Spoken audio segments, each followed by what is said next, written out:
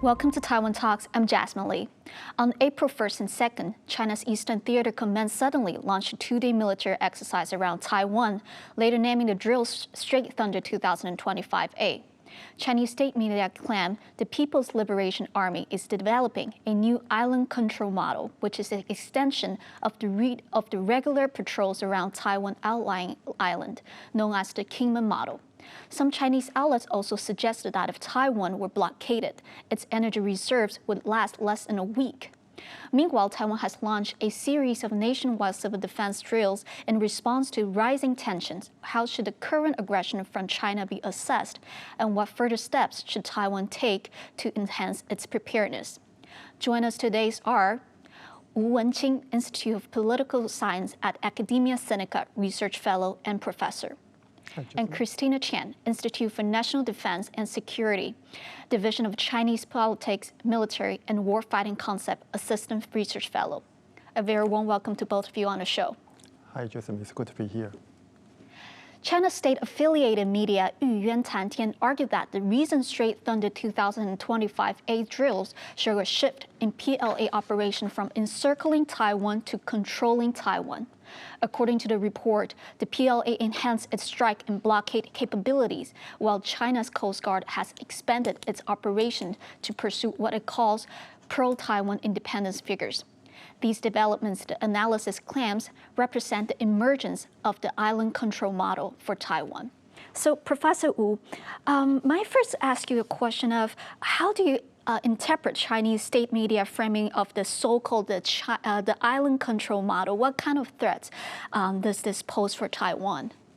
Thank you for the question. I think this issue is very timely, and we should focus on this new model. Yes. I think on the one hand, the Chinese government would like to use it as a propaganda to its own audience in China. So they would like to know that they are doing something to deter Taiwan from doing some aggressive things like declare independence or to keep closer relations with the United States. Yeah. So I think that's for one thing.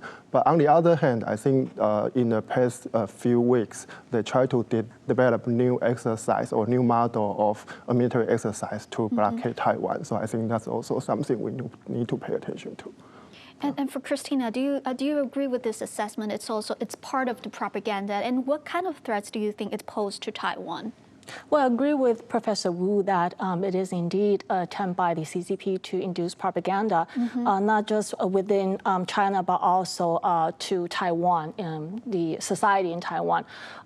If you recall, in 2022, when the former House Speaker, Nancy Pelosi, visited Taiwan, around that time, the PLA conducted a very large-scale drills on Taiwan. It's not just about military aggressions, but also cognitive warfare on Taiwan. So, remember the cyber attacks on Taiwan's public ministries and also the convenience stores and railway stations. They are exposed to these cyber attacks.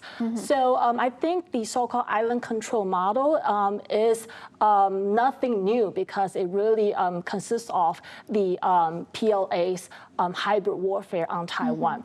But what we need to pay attention to is, and I agree with Professor Wu that what the PLA is doing is to intensify the cyber warfare and the hybrid warfare attacks on Taiwan.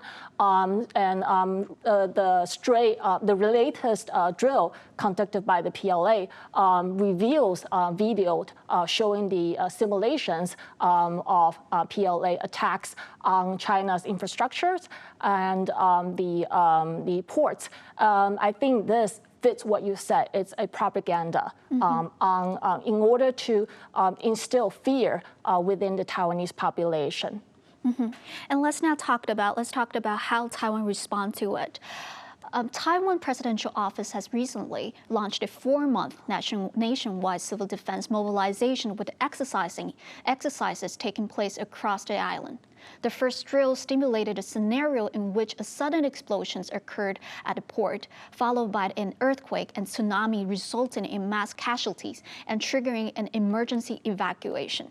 So for Professor Wu, how do you assess this civilian drills led by the Light administration, and based on the current scenarios and what we mentioned about this island control model, do you think these civilian mobilization is sufficient to defend that?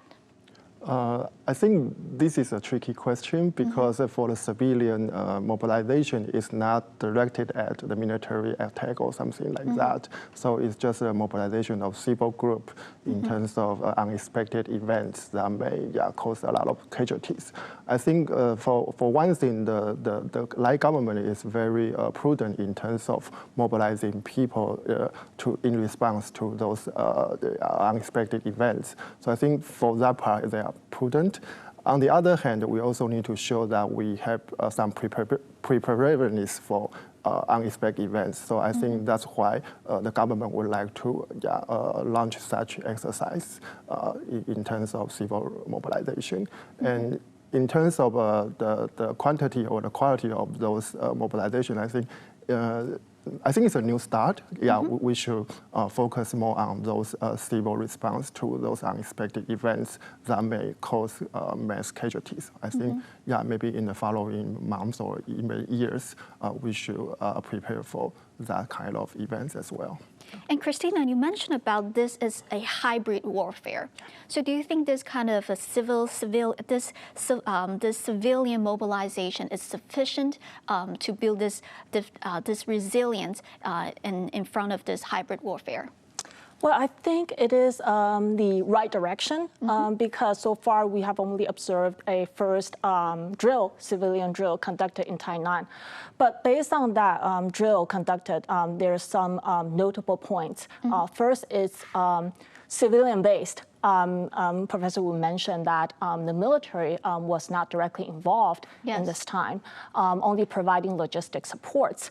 And that's one thing. And second, it is decentralized in the sense that the local authorities, local officials, and the civil societies are the main participants. And then third, it is realistic because the drill is not script, there's no scripts involved. So the participants have to act on spot. And I think it's in the right direction because when it comes to civil defense, the key is decentralization because while the central authorities are important, but in crisis situation, especially during invasions or wartime, really the civil society and the local authorities are the ones that are affected. So they have to know how to respond and how to respond to the invasion. So I think the drills, and I suspect there will be more coming. I think those drills are important because their purpose is to raise civilian awareness of the complex and very urgent situations that the Taiwanese are facing. And I think, secondly, it is a way to signal to the Chinese that the Taiwanese are getting more ready. We are aware of the threat, and we are preparing. And following on that, Professor Wu, I also wanted to ask, you mentioned about this this civilian drill is not, the military is not didn't participate. And you also, Christina also mentioned that it's a decentralized resilience program. So my question would be, what kind of signal do you think this kind of civilian mobilization is what kind of signal Taiwan is trying to convey or send to the international community? I think, the signal are twofold. For one thing, it tries to send a signal to the international community that we are preparing for the unexpected events, and then we have the capacity to mobilize civil society in response to that kind of events. For I think that's one. And the other, as Christina mentioned, we try to send a signal to the Taiwanese population that there might be something unexpected that we should prepare for. So yeah, so the audience of the signal are twofold. Yeah. And I also wanted to talk about the electricity reserve, because Chinese state media, they claim that if the PLA were to blockade Taiwan, the country's energy reserve would last less than a week. And we know that Taiwan's wartime electricity reserve is not publicly disclosed. And of course, it's because of to safeguard our national security. But how, Christina, I want to ask you, how do you assess China's estimate, and do you think this is you mentioned about this is the hybrid warfare? Right. So do you see this as a part of the psychological warfare? Well, yes, I think so, because I think that estimate from the Chinese source is based on the natural gas resource, the reserve. By law, yes, the reserve is about 7 days of supply. But the Taiwanese officials also came out and say that Taiwan is working towards the natural gas reserve of no less than 14 days by 2027. And also, when it comes to energy, things like oil is also important. So the oil reserve, I think by law, is no less than 30 days. So I want to point out that while energy, Taiwan is heavily reliant on foreign imports. So that does make Taiwan vulnerable. However, Taiwan does have a variety of other kinds of energy resources. Yes. And Taiwan does have its native productions. Even though some of those sources like solar, coal, or even nuclear, they're not considered the major sources of energy now. But when it comes to wartime, these may become alternatives. And also, let's talk about how international community respond to it. So we know that G7 top diplomats, they have expressed the deep concern about China's provocative actions. But I also wanted to highlight the developments in the U.S.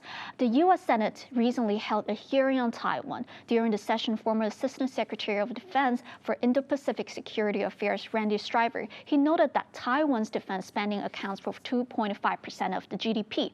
But he also emphasized that Taiwan has invested heavily in national resilience and civil defense initiatives beyond our officials' defense spending. Stryver argued that these efforts deserve greater recognition. So, Professor Wu, how do you view the significance of Taiwan's strengthened civilian mobilization drills in the eyes of the international community, and how can we do better to convey this signal to the international community? Yeah, I think as China's military threat against Taiwan is increasing in the past few years, our government is doing the good thing to prepare some military balance or defense against those military threats. And I think, our government right now is trying to first of all, they try to lengthen the military services, and then from 4 months to 1 year. Yes. And also, we are thinking of purchasing more weapons from the U.S. to deter China from attacking Taiwan as well. And also, we mobilize those civil groups to prepare for some military casualty or some unexpected events. So I think those are good signals for the international community that we are preparing for defending ourselves. And Christina, we know there are a lot of countries, they all have their own resilience program and civilian resilience program. But which country do you think is the best model for Taiwan to reference considering our unique geopolitical and political circumstances? I think we can draw some lessons from Europe. So the Baltic states are good examples because those states, like us, they face constant pressure from Russia, which is a huge country. They also face constant hybrid warfare tactics from Russia. And in response to the hybrid warfare, these Baltic states, they have responded by moving towards the comprehensive defense, the civil defense. And that means, integration between the government, the public sector, and the private sectors, and also the military. And also, Ukraine is another good example. I remember Marta Kepp, she is the analyst from the RAND Corporation. She mentioned Ukraine has a very strong civil society. And the civil society is crucial for resilience, so to fuse the public and the private sector. So these are good examples that Taiwan can draw lessons from. And Professor Wu, you recently published a piece of research titled "Understanding the Taiwanese people's Will to Defend." Could you share some of your key findings with us, and how, what measure can be taken to strengthen the public resolve to defend Taiwan? Yeah, thank you. As we mentioned, that Taiwan is facing military threats from China, and our colleague in either political science or sociology has tracked public willingness to defend Taiwan since 1998. And in the past 2 decades, we constantly notice that Taiwanese public's willingness to defend the country is more than 70, or sometimes it's even 80% of respondents would like to defend Taiwan. Yeah, so I think that that's a very clear signal that we have the resolve to defend ourselves.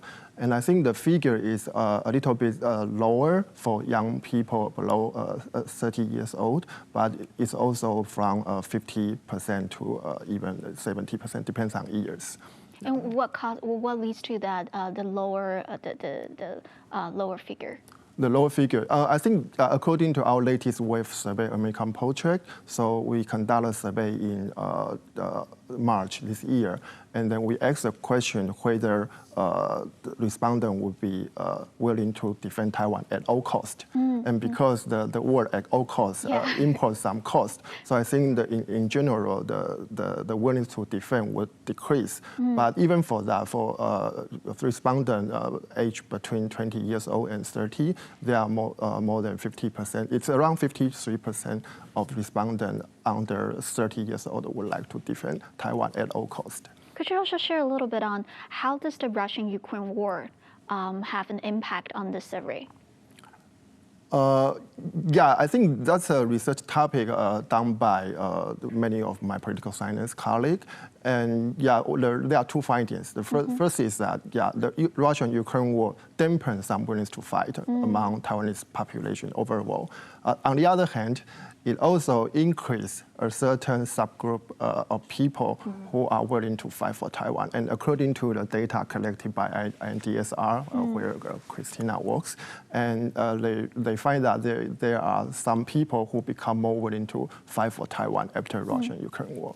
Talking about INDSR, so Christina, the recent poll by the Institute for National Defense and Security Research, they found that nearly 70% of the respondents are willing to participate in voluntary civil defense organizations or community defense activities. So could you share your observation with us on the growing civilian momentum in Taiwan, and considering the potential threats from the Chinese invasion, how should the government better collaborate with these civil society to really build the resilience of Taiwan? Well, I mentioned 2022. That's the year when war in Ukraine broke out. And I think that has a huge impact on the Taiwanese society. Yes. Because for us in Taiwan, it means that war can happen, and it's real. And also, I think it means that we need to really be prepared.